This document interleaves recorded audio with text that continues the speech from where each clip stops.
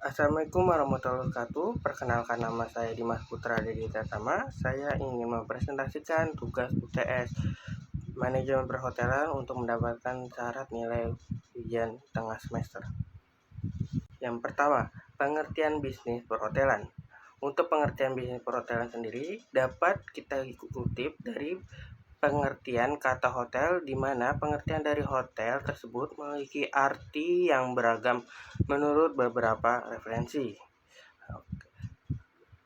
Yang pertama, pengertian bisnis perhotelan menurut The American Hotel and Motel Association atau AHM. Hotel adalah sebuah bangunan yang dikelola secara komersial dengan memberikan fasilitas penginapan untuk umum dengan fasilitas pelayanan sebagai berikut: pelayanan makan dan minum, pelayanan kamar, pelayanan barang bawaan, pencucian pakaian, dan dapat menggunakan fasilitas perabotan dan menikmati hiasan-hiasan yang ada di dalamnya. Dan dapat disimpulkan bahwa pengertian bisnis perhotelan yaitu menggunakan bangunan fisik, penyediaan jasa penginapan, makanan dan minuman, serta jasa lainnya dikelola secara komersial dan diperuntuk untuk umum.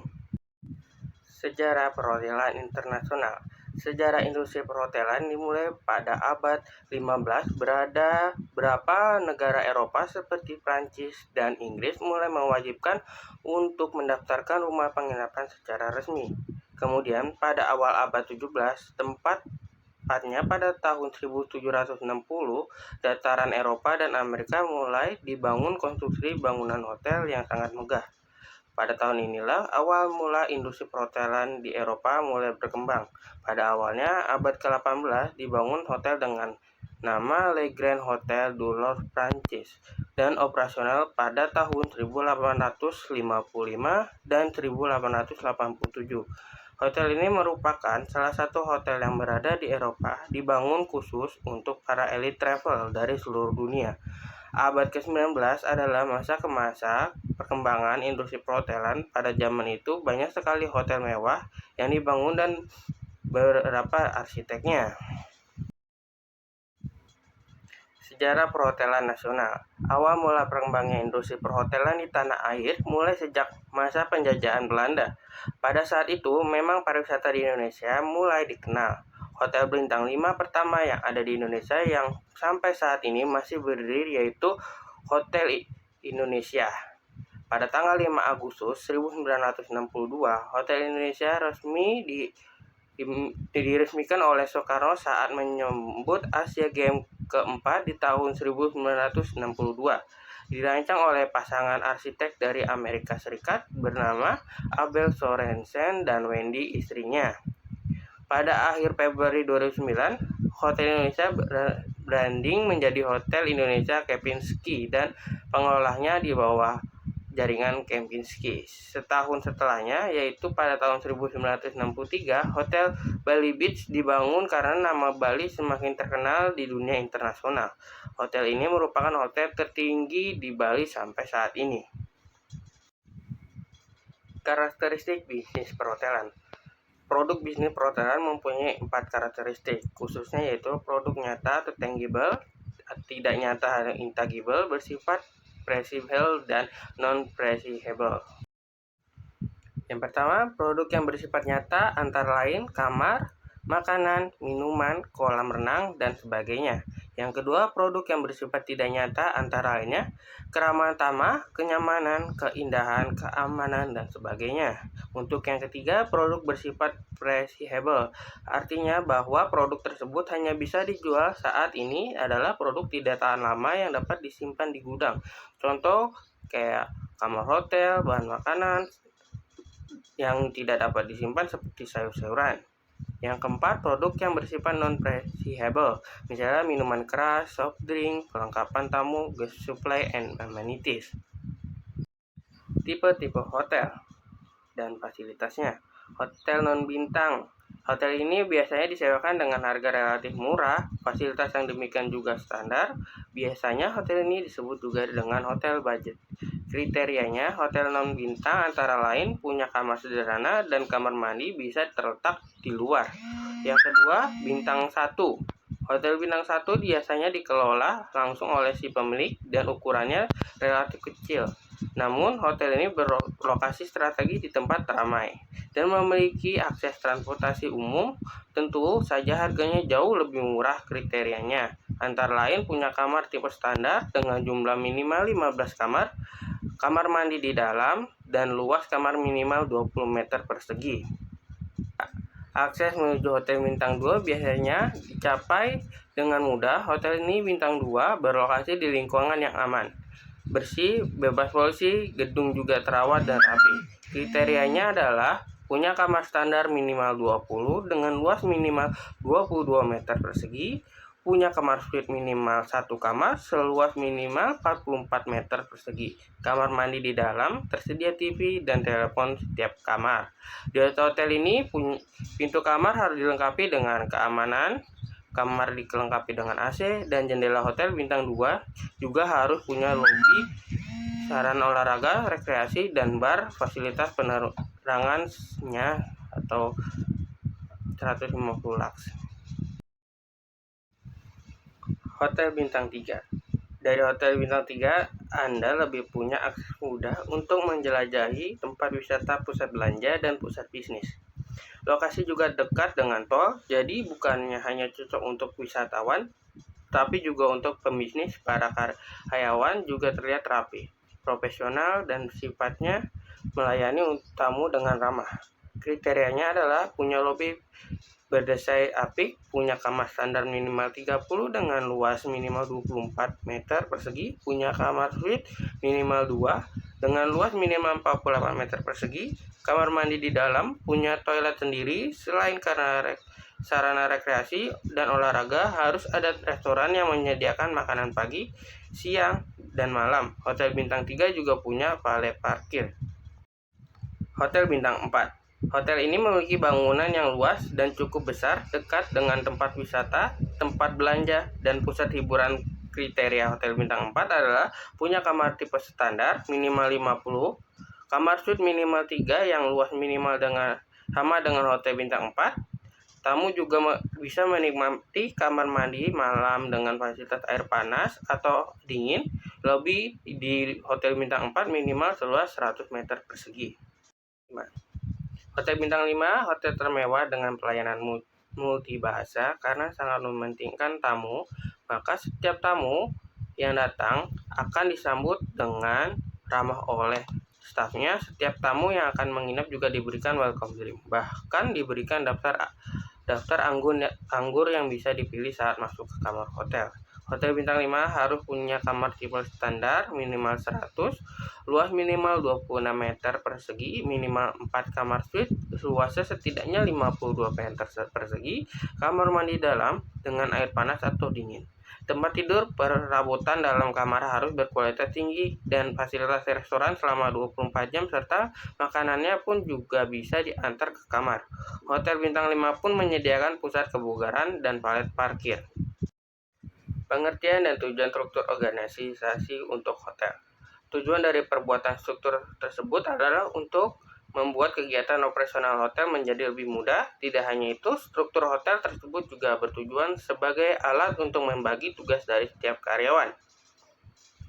Yang pertama ada General Manager. Dalam struktur organisasi yang ada di hotel, General Manager merupakan pimpinan tertinggi yang ada di sebuah hotel. Tugasnya yaitu bertanggung jawab terhadap semua penyelenggaraan kegiatan hotel serta melakukan pengawasan terhadap performa kerja bawahannya. Yang kedua, Asisten General Manager. Asisten General Manager yaitu jabatan yang ada di bawah langsung dari jabatan General Manager. Tugasnya adalah untuk membantu seluruh tugas dari General Manager. Yang ketiga, front office merupakan yaitu salah satu divisi pekerjaan yang ada di hotel berbintang yang bertugas dalam melayani tamu seperti tamu memesan kamar sampai dengan ketika tamu meninggalkan kamar. Yang keempat, housekeeping. Housekeeping merupakan jabatan yang ada dalam struktur organisasi. Selanjutnya, divisi ini bertugas dalam menjaga kebersihan dan kerapian hotel.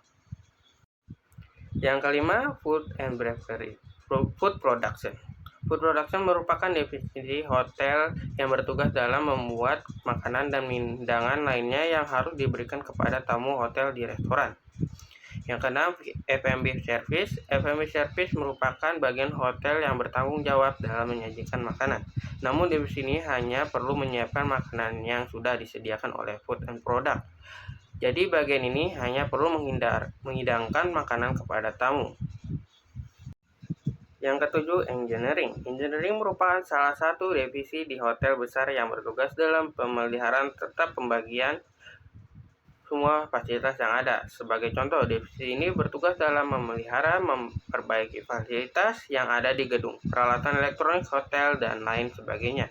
Yang ke-8, Human Resource Personnel. Human Resource merupakan divisi dalam sebuah hotel besar yang bertugas terhadap SDM-nya yang hotel memiliki, mengatur sistem ketenagakerjaan. Salah satu bintang 5 Anyana Komodo merupakan menggunakan bantuan aplikasi HR online dari Talenta untuk mengolah sumber daya manusia mereka. Hari ini dapat membantu Komodo lebih efisien dari segi waktu dalam proses pembayaran proposal dan software penyerol terbaik dari Talenta. Yang ke-9, accounting. Accounting merupakan jabatan dalam sebuah hotel yang bertanggung jawab terhadap keuangan hotel. Sebuah hotel besar biasanya sudah menggunakan software akuntansi online dalam mengolah keuangannya. Yang ke-10, sales and marketing. Dalam sebuah hotel terdapat juga divisi sales dan marketing yang bertugas dan bertanggung jawab dalam hal penjualan dan pemasaran produk hotel. Yang ke-11, purchasing. Purchasing merupakan salah satu divisi dalam sebuah hotel yang bertugas dalam hal pembelian barang-barang yang diperlukan oleh setiap divisi hotel. Yang ke-12, security. Jabatan terakhir yaitu security yang bertugas dalam menjaga keamanan seluruh area hotel. Status berdasarkan kepemilikan dan contohnya. Saat ini ada kedua kepemilikan hotel yang terkait dengan pengolahannya, yaitu hotel mandiri dan hotel berantai. Hotel mandiri adalah hotel yang tidak memiliki hubungan berkepemilikan atau dalam pengelolaan tidak memiliki oleh perusahaan lain. Biasanya dalam kelompok ini adalah hotel kelas kecil dan menengah yang demikian oleh keluarga dan dikelola tanpa mengikuti prosedur atau operasi tertentu dari orang lain. Hotel non-independen yang termasuk dalam jaringan hotel atau lebih kenal dengan hotel rantai adalah hotel dengan ciri khas bahwa hotel tersebut memiliki hubungan dalam kepemilikan dan pengelolaannya dengan hotel lain. Dalam satu grup rantai ada 4 bentuk kerjasama dalam jaringan hotel ini, yaitu yang pertama, perusahaan induk atau induk perusahaan, yaitu hotel-hotel yang berada di bawah kepemilikan perusahaan lain atau unit perusahaan. Perusahaan induk akan memberikan pedoman untuk pengolahan dan kebijakan hotel yang dimilikinya. Perusahaan chain hotel yang terkenal di dunia adalah Hilton Intercontinental atau Intercontinental Hotels, Hyatt Intercontinental, The Ritz-Carlton, Four Seasons, dan lainnya. Yang kedua ada kontrak manajemen atau manajemen kontrak, yaitu hotel yang memisahkan antara kepemilikan dan manajemen. Pemilik hotel membeli jasa manajemen dari perusahaan lain dengan membayar sejumlah uang sesuai kesepakatan sebelumnya. Contoh Hilton dan Sheraton yang menawarkan layanan tersebut berdasarkan pengalaman mereka di industri. Yang ketiga, waralaba franchise, suatu bentuk kerjasama dalam bentuk pengolahan di mana pemilik hotel mengelola hotel menggunakan metode atau pola yang dibuat dan dikembangkan oleh perusahaan atau hotel lain. Atau dengan kata lain, pemilik membeli metode atau resep dari operasi dari perusahaan lain seperti Niko Jakarta, Hotel Ciputra, Lord Inn dan Santika dan lain-lain. Yang keempat, Ravel Group referensi, suatu bentuk gabungan hotel yang berdiri sendiri mandiri untuk tujuan bersama seperti pemasaran, sistem pemasaran kamar, dan lain-lain yang dianggap lebih menguntungkan jika dilakukan secara bersama-sama tanpa harus merubah sifat kepemilikannya. Grup ini dan terbesar di dunia ada di Best Western International di Amerika Serikat. Pengertian reservasi bagi pemesanan kamar merupakan bagian yang memiliki fungsi yang sangat hotel. Ini dikarenakan tinggi rendahnya tingkat hunian kamar sangat ditentukan oleh kemampuan bagi reservasi di dalam menangani pemesanan kamar di hotel. Seorang petugas reservasi harus memiliki kemampuan tentang dasar-dasar reservasi, produk dan jasa yang dijual, bagaimana menjual atau teknik menjual, serta menggunakan teknologi komunikasi. Reservasi adalah suatu proses permintaan, pemesanan kamar, dan fasilitas lain yang diinginkan oleh calon tamu untuk periode tertentu. Seluruh permintaan pemesanan kamar ini akan ditagih oleh petugas reservasi dengan mempertimbangkan keberadaan kamar pada saat itu.